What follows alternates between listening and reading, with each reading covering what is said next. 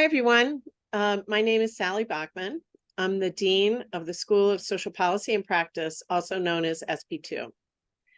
I'm very excited to welcome you to the second virtual installment of the 2023-2024 SP2 Speaker Series, Conversations about Race, Equity, and Justice with experts on social policy and social work. Today's program, How Are the Young People Looking for Justice in Failing Systems, will be hosted by Ben Jealous, a professor of practice at the Annenberg School for Communication and right here at SP2. Ben is a former national president and CEO of the NAACP, and he's now the executive director of the Sierra Club. Ben has an unwavering commitment to social change and racial justice that is in perfect alignment with SP2's mission. When he was selected to head the NAACP at the age of 35, he became the organization's youngest ever national leader. His family's strong community activism dates back generations, and his connection to SP2 traces back many decades to his late beloved grandmother, who was an SP2 alumna. Today's conversation is an example of SP2's dedication to addressing complex social problems through education, research, and civic engagement. I'm absolutely delighted that in addition to Ben, it will feature two of our new faculty members, outstanding scholars and educators who are examining how social institutions can be reimagined to mitigate systemic oppression and promote inclusion. And now it gives me great pleasure to introduce Ben Jealous. Thank you, Sally. I continue to be excited to host this series, and today's program, focused on the systems impacting young people, is no exception. If you have questions during the event, please use the Q&A tab to submit them. We will get to as many as we can later in the program. And now it's my distinct honor to introduce our speakers. As an assistant professor here at SP2, with a secondary appointment at the Annenberg School for Communication, Dr. DeMarcus Jenkins is an activist and urban scholar whose work considers the intersections of race, space, and policy. Prior to joining Penn, he was a member of the faculty at Penn State College of Education and the University of Arizona College of Education. As an assistant professor, Dr. Noor Toraif, did I say that right, Noor? All right. Received her PhD from the Boston University School of Social Work, where she was also a Ford Foundation doctoral dissertation fellow and a Society for Social Work and Research doctoral fellow. Through her research, she works to understand youth and emerging adults' experiences in the United States child welfare, juvenile, and criminal justice legal systems. I'm excited about our conversation today. DeMarcus, you've previously worked as a policy analyst at the state and local levels and as a high school English teacher. Noor, you've worked with the Massachusetts child welfare and juvenile justice systems, and that would do my grandma's heart great good. She set up the office you call it, the Child Protection Program for the city of Baltimore and the state of Maryland after graduating from SP2 in 1953. Child Protective Services. But tell me, based on your pragmatic experience working with young people in schools, in the criminal justice system, how do these prior experiences influence or direct your research interests, and how do they guide you in making your research more relevant to the people who are out there in the field doing work like each of you used to do? Noor? Thank you, Dr. Jealous, and thank you, Dean Bachman, for introducing our webinar today. I'm excited to be with you all. My research interest on the intersection of the child welfare and juvenile legal system and criminal legal system was directly involved by a number of practice experiences I've had, especially in the Massachusetts juvenile court context. And I was interacting in that context with young people and their families and frontline practitioners that are having day-to-day interactions with them, such as social workers and public defenders and caseworkers. And in that work, we were seeing the same type of case and the same type of story over and over again. A young person is not thriving in school, they're expelled or suspended or even arrested in a school context. A young person who is being shuttled around from one foster care placement to the next foster care placement or group home, and then not finding a supportive environment in that context, running away because they hated where they had to go to sleep at night, or fighting with staff members who are doing these nightly checks. And sometimes these young people have significant traumatic experiences and feeling sort of startled or trapped in the situations that they were in, and they were sort of coming in from these contexts into the juvenile legal system, and sometimes approaching the courts to get resources and supports that they weren't getting through these other contexts, through the child welfare system or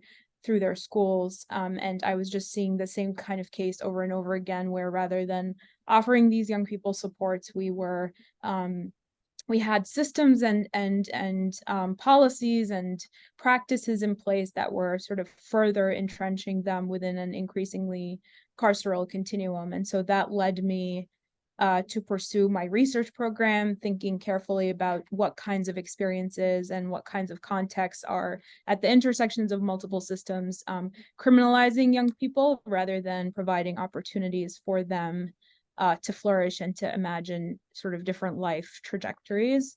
And I approach this scholarship because of these experiences at both the systemic but also the interpersonal level, where I try to make the case that investing in alternatives to incarceration and alternatives to punishment isn't just about changing these systems, it's also about changing the future horizons that are available to young people and what they imagine as possibilities for them, and then also about changing our own imaginaries about what constitutes justice and what are our obligations in the positive term to children and youth.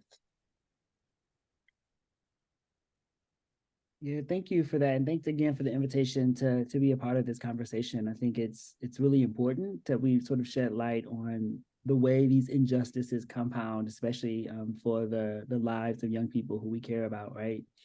You know, I think my research area sort of chose me in a way. I did not set out to study schools or sites of suffering or carceral institutions. I think when I was a teacher, there was this phenomenon that was happening a lot where students would disappear in like a very real way, right? You would see students in school and then they would miss a few days, and then you look up and it's like, I haven't seen the student for a while. What happened, right? And then it becomes this sort of mystery or this hysteria of trying to find out where the student is, right? So there's calling home and trying to figure out what's happening with the student. And it was often that the student was unavailable because they had either gotten into some form of trouble where the response to that trouble was the student being suspended or expelled. And that process would, in a lot of ways, disengage students from wanting to come back to schools, right? So then students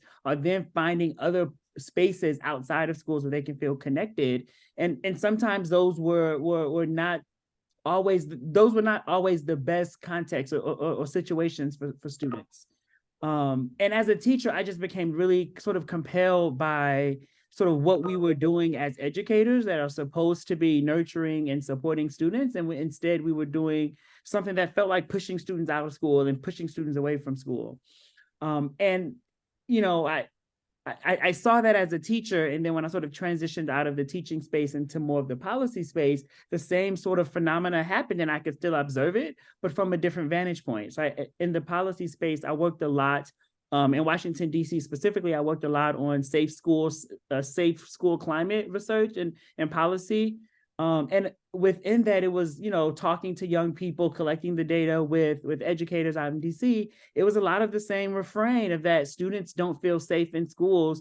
The climates in schools were not welcoming to students, and schools were not places where youth would identify as them being able to be humanizing and affirming spaces.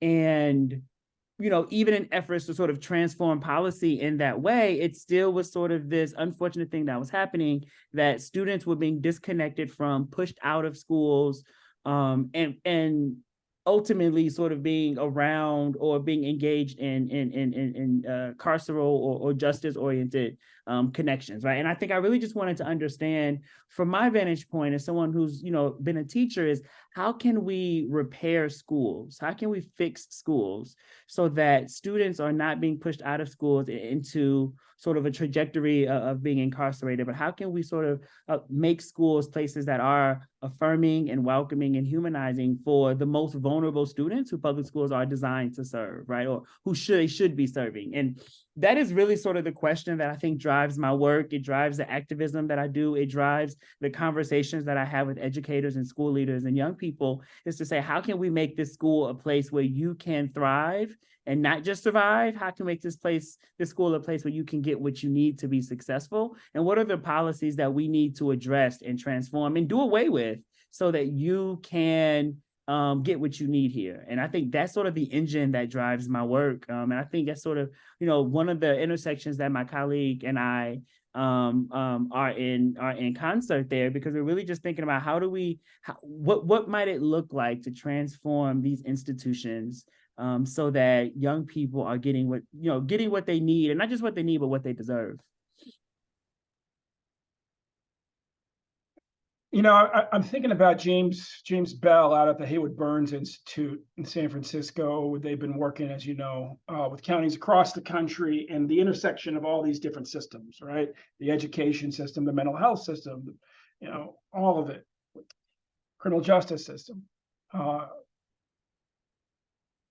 How does involvement in these systems lead to criminalization? How does over policing in many ways, including things that happen in the schoolhouse, propel people towards prison? And how much of this is about race and how much of this is about poverty?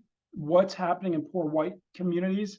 Talk about that. Just how does it all fit together?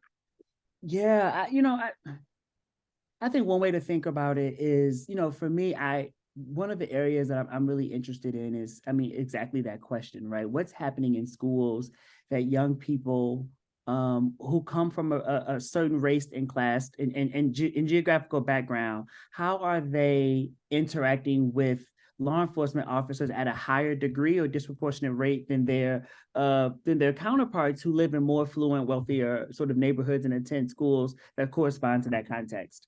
And, there is not a limited amount of research that we can point to, and even evidence, right? I think there are lots of viral videos that we can find on YouTube. I think about Spring Garden, right? I think about sort of what's happened when minor student misbehavior, what's sort of been categorized as misbehavior, has resulted in a law enforcement officer being called into the classroom to address that misbehavior, and that spirals into a situation where the young person is being thrown out of class, being brutally assaulted in front of their peers, and then being pushed out of schools.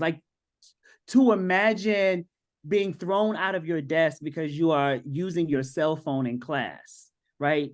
To be thrown out of your desk by a police officer in that building in front of your classmates. The terror from that, the embarrassment from that, the feeling of not feeling safe in my classroom, right? In my math classroom, where, right, we already sort of, there's enough good evidence that correlates sort of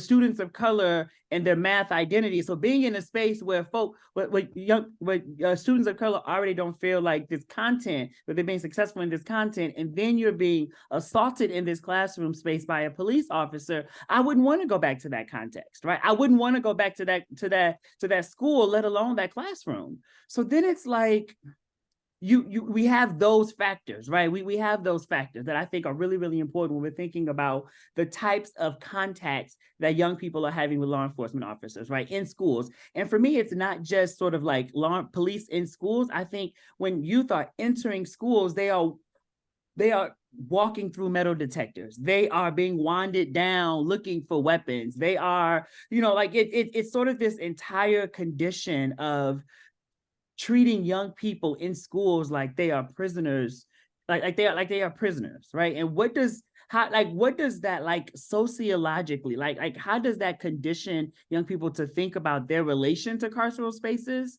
How does that sort of condition young people to think about, like, to normalize these conditions, right?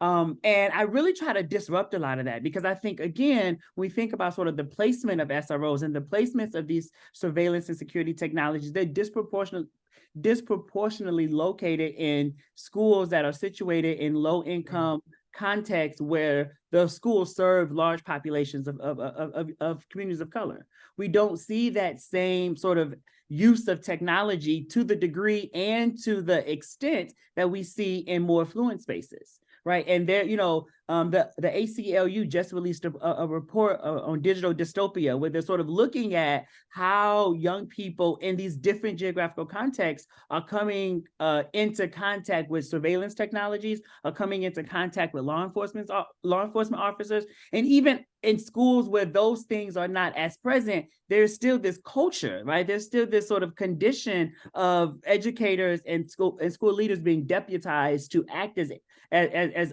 agents of law enforcement, right? So it's really sort of how I think as a society we have imagined what it means to be a student, to be a young person, how we have imagined schools to operate and to perform, right?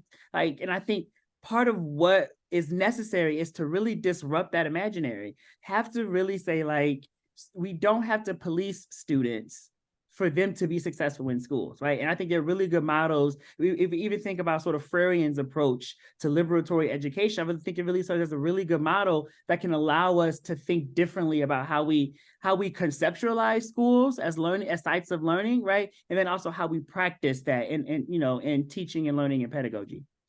Let me push a little more. There's a lot you said there. I mean, there's so much we could talk about. And the humiliation, right? The denial of dignity to young people because they're poor, because they're Black. And both those things work on their own trajectories, right? I mean, on the one hand, when you go into America's prisons, and I spent a lot of time in a lot of different prisons for the NAACP and other activist groups, one thing that hits you right away is there are as many across America white men in prison as Black men in prison, give or take. Much higher percentage of Black folks, similar number of white folks. And if you look internationally, America doesn't just have the most incarcerated Black and brown people on the planet. We also have the most incarcerated white people on the planet. And it gets deeper, because if you go back to the 1990s, you can see this increase of whites in prison. And by the time we got to, I believe it was 2010, a white man in America was, get it right, 3/4 as likely to be incarcerated as a Black man in South Africa at the height of apartheid. And then when you consider the relative wealth of the white community, it appears, because virtually all those Black men in South Africa were poor, right? That was South apartheid, enforced poverty, that poor whites were actually more likely to be incarcerated in America than Black men were in South Africa at the height of apartheid. Right, so that's like the other kind of hidden epidemic that we don't see, but it explains the bipartisan cooperation that we did see in the 2010s, for instance, when we saw like war on crack strategies morph into war on meth strategies as they hit peak oil for incarceration in cities and started to move out to the exurbs and other places looking for populations that they could fill up prisons with. So I want to kind of push a little bit about, and I think about my own son. We are public school advocates in our family all the way across the board. We've pulled our son out of public schools because at the age of 7, they threatened to arrest him because he had separation anxiety. And I said to the principal, first, tell me one blonde white girl that you've ever heard this happening to. He said, if you run outside the school door trying to get back in the parents' car, we're going to have him arrested because we're near a big street, right? And he couldn't. Right. And I had explained to him that given my pedigree, his life was about to be hell if he tried that. And then I took my kid out of school. But the interesting thing was, DeMarcus, this is in Montgomery County, Maryland, like one of the wealthiest school districts in America. A year later, it came out that 2 years before that, so a year before the confrontation over my son, they had arrested a 5-year-old black boy with separation anxiety for running out the doors, right? So on the one hand, I'm very aware from my professional life that poverty drives a lot of this, and there's a parallel thing happening with poor whites that fades compared to blacks on the domestic, but internationally is similarly alarming. And on the other hand, very clear that even wealth and privilege can't protect black boys for some of the stuff that goes down in these schools. So Noor and I would invite you in here too. Talk about the intersectionality, how it separates out.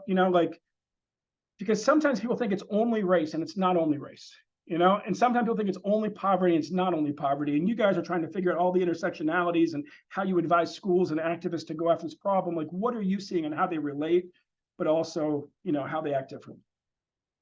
Yeah, if I may jump in here. So the population that I'm really interested in is the population of young people who are child welfare involved, and often, for the most part, these young people are coming from lower income families that are really struggling with compounding forms of social and economic and political marginalization. And we know in the US, in the system of incarceration, there's about 400,000 delinquency cases that are adjudicated and disposed for juveniles, and about 220,000 of those end up actually incarcerated. And then there's a very large number of those young people, and the deeper sort of you get into the juvenile legal system, the higher the overlap with the child welfare system. And and I'll add a sort of other layer of an intersecting identity. Those young people that are going from being child welfare involved to being criminal legal involved tend to be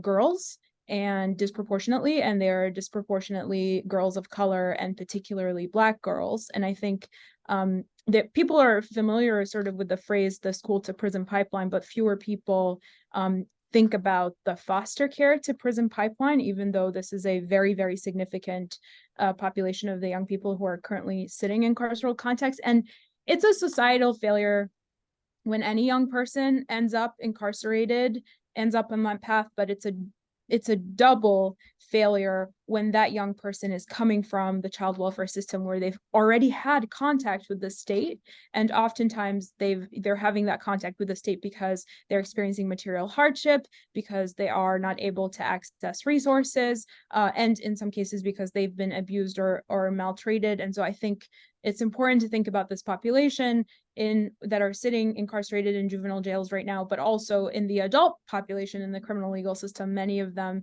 their system involvement has started with their child welfare involvement, which was sort of directly related to their experiences of poverty and organized abandonment. And I think there's a higher obligation here for the state to provide supports and resources to this population, because they've already been in contact with the state. And in fact, oftentimes the state is sort of initiating involvement in their lives, but rather than providing supports and resources, is pushing them further and further into a carceral system. And I think it's important to think that this disproportionately is happening to girls of color. Thank you, Noor. DeMarcus? Yeah, I think too, when I talk about sort of the issue of policing as an institution, I always like to sort of take us back to history and think about like police as an institution in which, the context in which they were formed to protect white property, the property of white people, right? Those who could own property in the context being Black bodies. Right. So you think around sort of the organization and the development of institution of police, it was to go and capture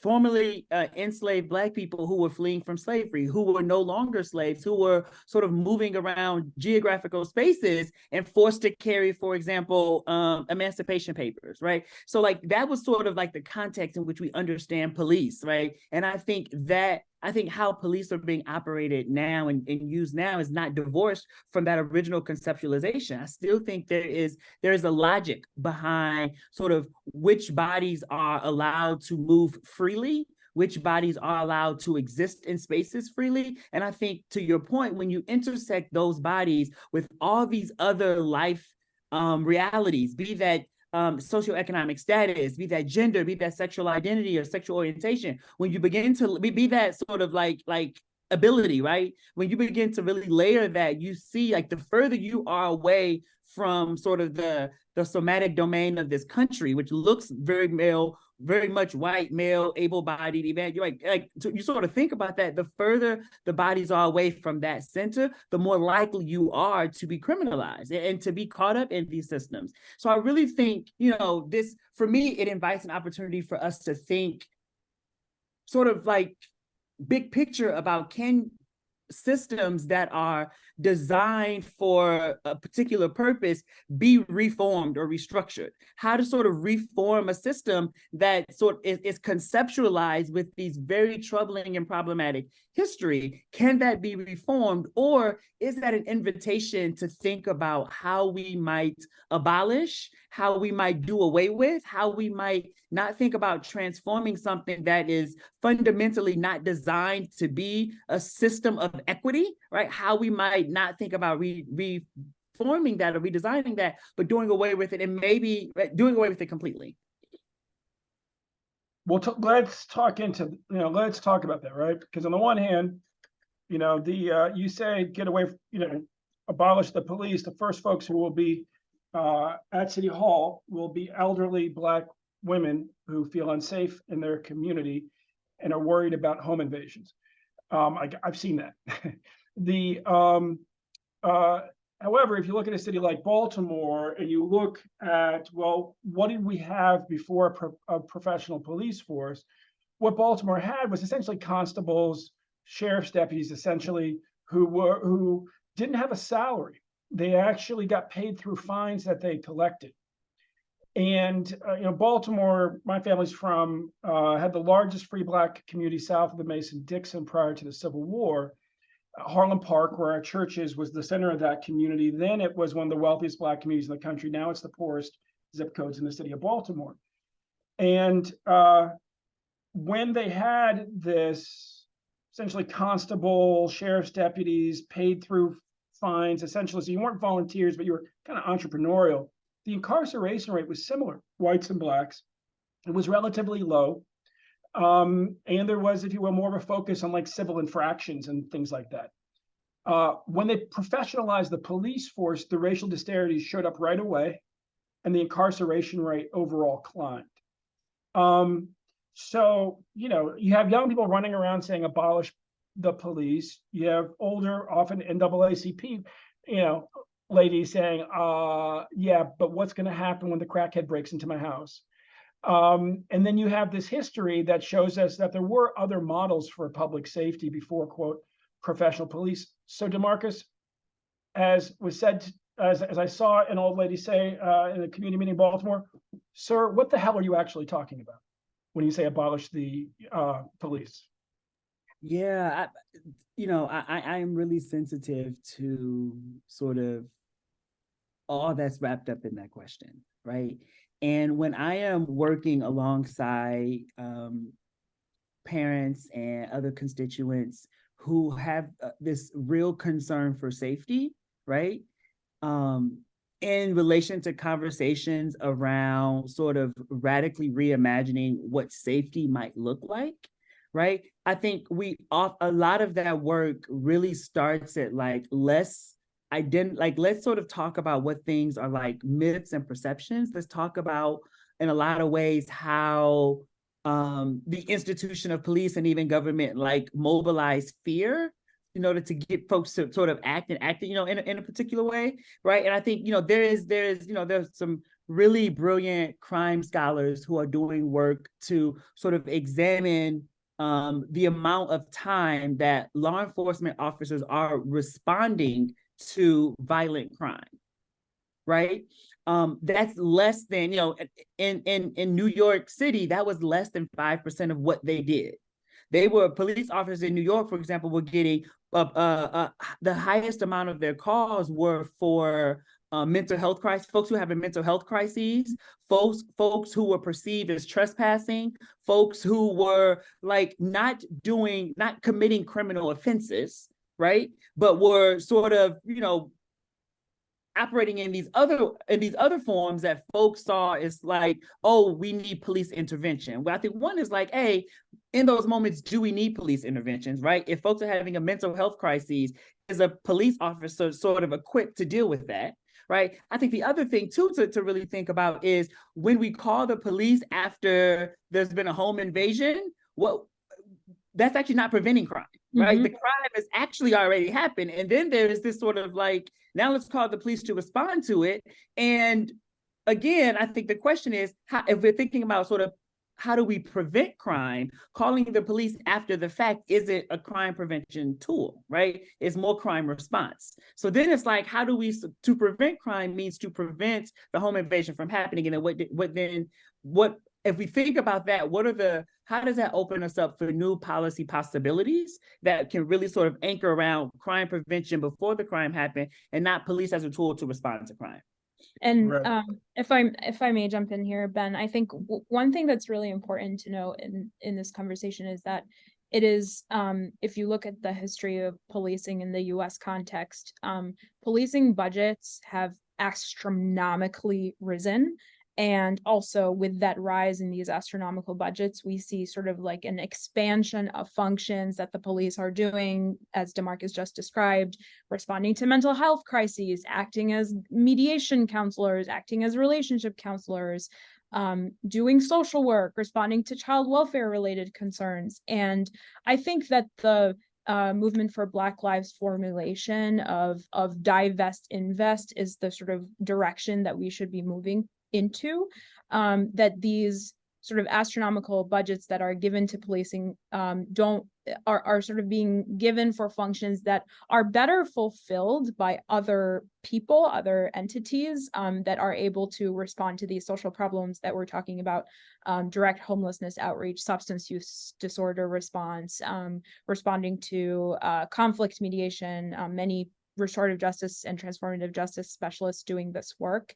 And I think sort of investing in these kinds of responses preventatively is what actually keeps us safe, right? As DeMarcus is describing, police are responding to crime after and violence after the fact. Their existence is sort of not preventing that from happening. And so I think, and I really want to underscore that their budgets were not always this big. And I think it's important to question why all of these resources are going towards this particular institution that hasn't been very successful at achieving these more pro-social goals than thinking about other institutions and frontline practitioners that are better equipped and trained to do that. Yeah, and I think just to sort of accent the point a little there too, I lived in the downtown Los Angeles for a while, right in Skid Row, which is one of the largest areas for homeless population in the country. And police were regularly called and to engage with homeless people, to move homeless people outside of particular areas of downtown Los Angeles. And it's like the issue is not that. I mean, the issue is that people don't have houses. Like, that's the issue, right? That is the issue. And the solution isn't to let's move people without secure housing facilities to dark corners of the city. The solution needs to be, how can we like establish and implement policies that allow folks to have homes, right? And I think using police in those ways is, for me, like a clear example of like, we are, as a society, I think there is this obsession with turning to these police authority figures to address anything that we don't want to see, right? And like, Angela Davis talks about this as well, really, and even like Ruthie Gilmore thinks about like sort of the use of police and prisons as a way to move excess bodies, right? So things that we don't want to see, things that we don't want to deal with, we call the police because it's quicker and it's easier, right? And really sort of troubling that notion of like, I think the work that needs to happen, if we're really thinking about like, what does it mean to have a better society? It's not about sort of just sweeping things under the rug and moving bodies that we don't want to engage with on a daily basis. I think it does take sort of slow, urgent work at the same time to say, we need to address this. We need to really have careful and thoughtful policy that allows us to, as a society, to address the needs of people, because people are hurting and people need what they need. And I think as we just are not, our response to that has not been help people get what they need. It's been more like, let's punish, penalize, criminalize folk for not having what they need. Right. No, that's real. And and Caitlin, use the second link, please. Putting into the chat for all participants, All Safe, Transforming Public Safety, released by People for the American Way, done in conjunction with their young elected officials. And what this does is it really kind of breaks down how divest and invest works, and how monitoring what the police does, why it's so important, and rebalancing that. And one of the hard things, one of the obstacles that you get into your community when you try to do this, is the Fraternal Order of Police and the other police unions, who on the one hand will quietly agree that police are doing way too much. They're like the social worker that's untrained and of last resort for the populations that nobody else wants to deal with. But on the other hand, they don't want any reduction in the police budget. So, that's kind of where you get stuck. We got 3 questions. I want to dive into those right now. I'm going to take them kind of in reverse order because that will lead us sort of where we need to go. From Madison Stark, really appreciate the call to divest and invest. If we were to divest from law enforcement and schools, SROs, where do you think would be the most impactful areas to invest those funds? My grandma, when the school was called the social work school, would say social workers, but Right. what would each of you say? Can I jump in? So I want to lift a group of people I actually met with today, an organization called Collective Climb that is doing restorative justice here in Philadelphia. They're one of the referral agencies for the district attorney's office for youth under the age of 18 who have been arrested for both misdemeanors and felonies, and they're doing amazing true restorative justice. So these are cases where there's been harm incurred, and they're bringing the person who has caused the harm and the person who's been harmed, and they're doing amazing work, and they are doing very intentional, long-term relationship building work, but the way that they are receiving resources is through this sort of constant grind of applying for grants and trying to get grants and trying to keep things afloat. And that is sort of in my imagination. They're now developing a school-based process for people who are getting arrested in school context, and they're thinking about that. And so for me, I think a very important priority in the school context is investing in robust, true restorative and transformative approaches. So not ones that are sort of adjunctive to a typical carceral process or happening within the court context, but happening outside the context, with a lot of investments in the space in which that process is happening, making it a space that's inviting and affirming, and a lot of investment in the people who are doing that work, the social workers, the teachers, other educators and professionals who deserve more than just living wages when they're doing this work. So that and I think that gets to also one of the questions in the Q&A, who deserve to be able to do this in a way that is sustainable, because their working conditions are students and young people's learning conditions. And so I think we need to advocate for that and think about how do we move more resources towards that. DeMarcus, before you jump in, because I know you got things to say, I want to kind of layer on another question. You can address both. How do we begin to galvanize students and parents around policing in schools while maintaining their safety? Yeah, I think to answer the first question, I think another really sort of compelling area to think about where to allocate resources might be in paraprofessionals. Paraprofessionals are often, from the community. They often sort of identify racially and socioeconomically with the students. They work very closely with students in classroom spaces, often paraprofessionals. And there's a good amount of scholarship that sort of talks about the desires of paraprofessional to want to sort of link into education, sort of classroom spaces, but because of sort of, certification requirements and all these other barriers to becoming teachers, and they sort of, paraprofessionals often are, remain in that role. And I wonder what it might look like to have more folks from the communities whose task in the schools is to work with students in one-on-one or small group ways, that we are sort of, offering students academic supports that they need, building tight relationships with students that don't necessarily serve as this disciplinary role, more as like a mentorship role, and building those relationships, working with students, sort of being a bridge between schools and communities where necessary. Like, I think that that's a really promising avenue to think about where else resources might be allocated. And there's already some states that have started conversations around how to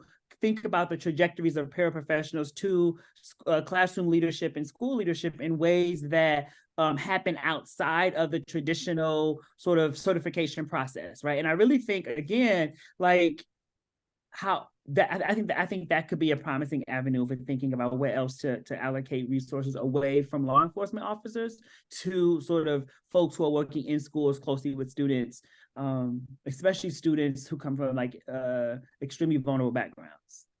Thank you, DeMarcus. And I want to interject something from Lisa Klinman, and then I'm going to go to Sophia Caparusso's comment and question. Lisa says, want to shout out YASP, the Youth Art and Self-Empowerment Project as well, Philly's first restorative justice diversion program for youth, referred by the district attorney's office. And Philly has a great innovative district attorney. I was with another one the other day named Kamala Harris over at the White House. And we were reflecting about how that movement for more progressive DAs started.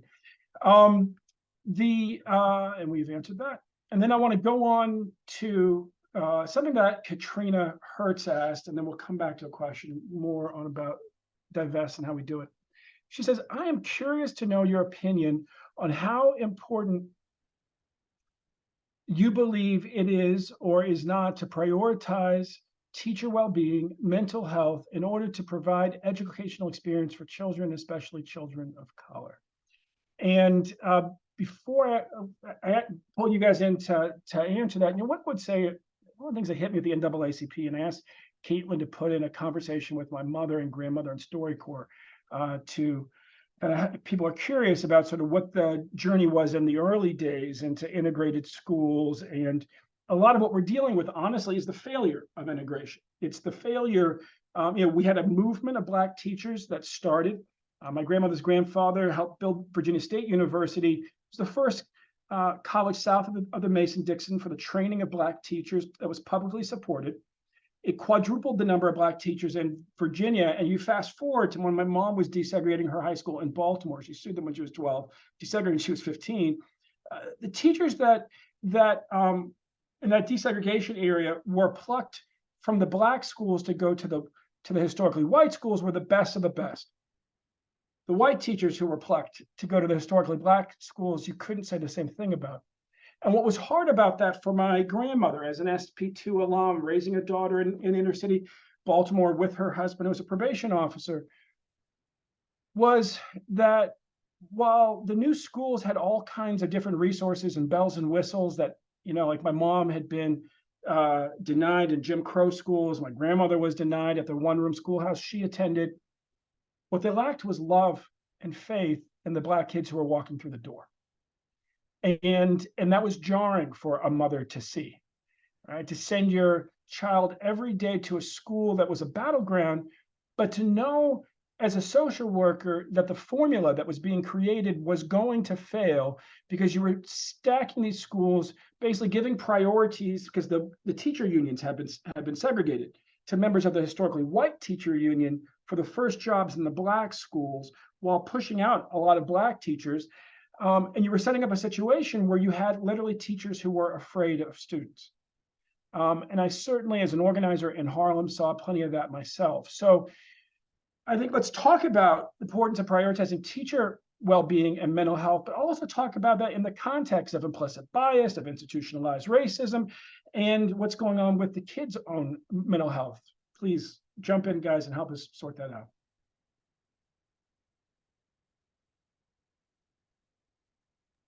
Noor, you want to start? Yeah, I think it's really important to contextualize, the sort of these kinds of factors like implicit bias, and also the sort of more structural forms of racism that we see in schools, right? Which schools get resources and which schools don't get resources. And one of the things that is really important that I've been noticing in the research and the work that I'm doing is that we have sort of relegated a lot of the provision of robust mental health resources to in the US to carceral systems. So a lot of the young people, especially young people of color that I'm working with who are struggling with various forms of mental health challenges or trauma or post-traumatic stress disorder, the first time that they're able to get somewhat sufficient services from a clinician is after they have already become justice involved. And I don't think that's a rare kind of scenario. If you look at sort of waiting lists and students' ability, young people's ability to access robust mental health services, there's not as many of them in the community. It takes a really long time to find someone in the community. Oftentimes, when you do, they don't necessarily share your background or know enough about your community or your context, the social and ecological context that you're coming from. And so you're not able to build trust with them and form a relationship with them in a way that is therapeutically meaningful. And so I think we have to think about how do we expand those capacities, not only within schools, but within the communities that young people are living in, and being able to do that in a way that is not reactive after they've become system involved.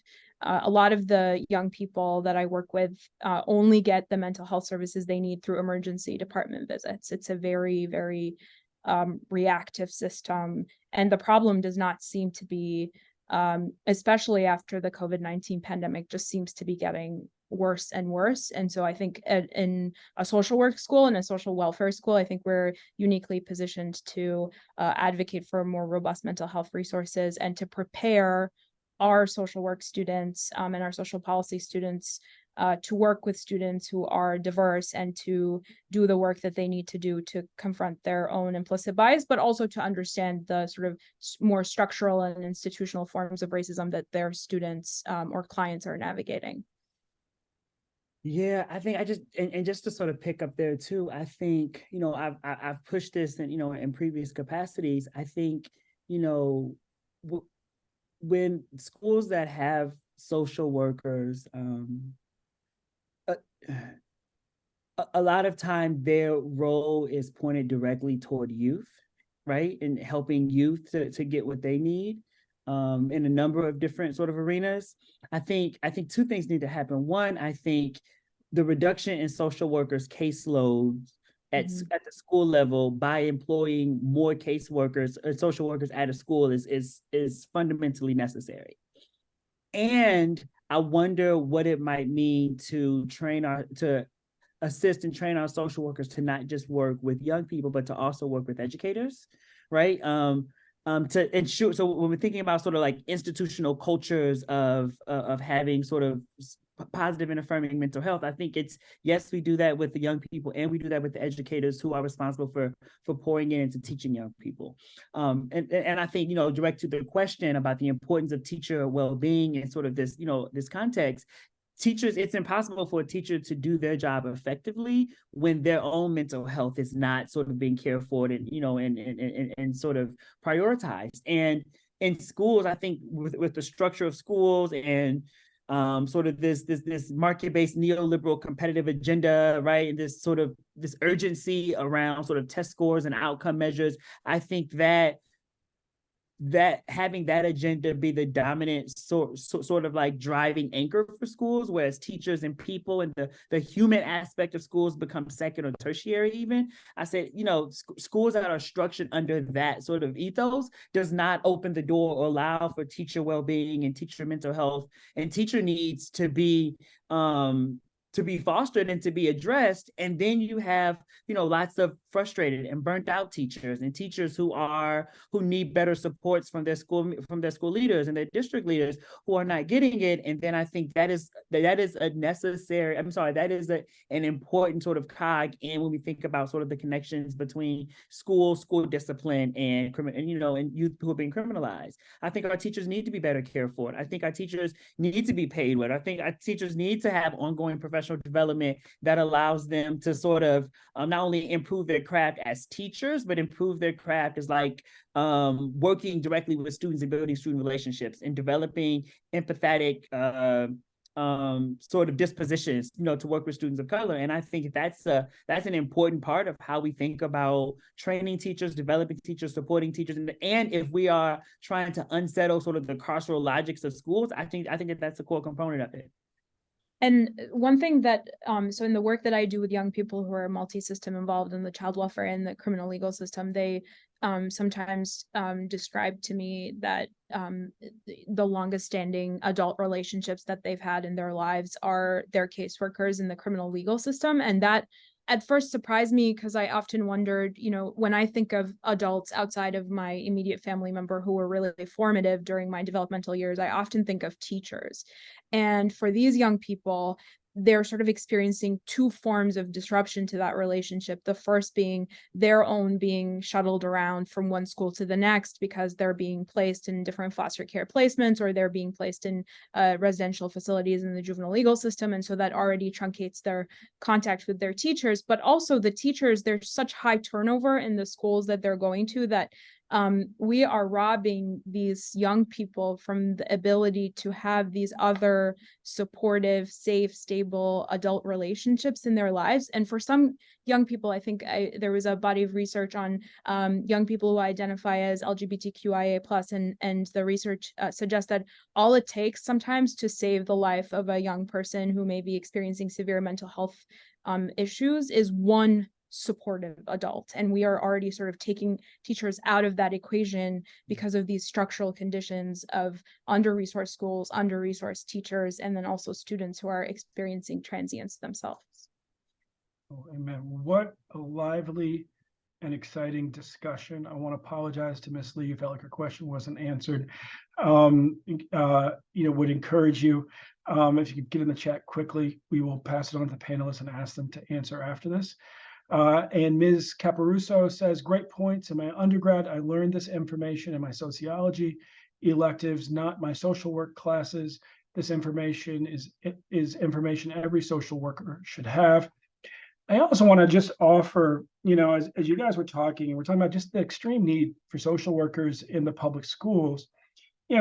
We've gone through this before, back during the war on poverty, when there was kind of a scaling up of social programs. We outstripped the ranks of masters of social work. And an enterprising social worker in Pittsburgh, who would go on to be the dean of the School of Social Work at Pitt, Dr. David Epperson, for 30 years, my children's maternal grandfather, set up the Bachelor of Social Work program across the public universities of Pennsylvania for that same purpose. And their future great-grandmother on my side, my grandma, was in correspondence with him, and she set up the second statewide system in Maryland for that purpose. And so as we're thinking about how do we staff these public schools, I would encourage us to, those of you who are in these conversations daily, to remember there are Bachelor of Social Work programs, and those people come out with skills that are, and honestly, and they're young, and they're often at HBCUs like Morgan State, for instance, or Lincoln. And I think that's just it gives us, allows us, as it allowed them to imagine scaling up much more rapidly with people who are much more rooted. All right, with that, we'll turn it back over to our distinguished and fearless Dean, Sally Bachman. Dean Bachman. I don't want this to end. And I want to be sure to say thank you to Ben, Noor, and DeMarcus. This has been an incredibly meaningful discussion, and it really reflects our dedication to exploring root causes of oppression and inequity. We at SP2 remain steadfast in our commitment to anti-racism, anti-oppression, intersectionality, inclusion, diversity, and social justice in everything we do, including our 5-degree programs, and throughout our interactions with colleagues, students, alumni, and external partners. Thank you to everyone who joined us today. The next installment of our speaker series is going to be held in February, so we won't have the pleasure of working with you, Ben, until then. Please stay tuned for more information about the topic and the speakers who will be announced closer to the event. Thank you all. Have a great evening. Thanks, Sally. And a bit of shameless self-promotion. Any students on here or any staff at Penn are taking courses, I'll be teaching Leading Social Change every Friday this spring. Thank Sign up. Thank you. Thanks, Ben. Thanks, Noor. Thanks, DeMarcus. Bye. Thanks, Caitlin.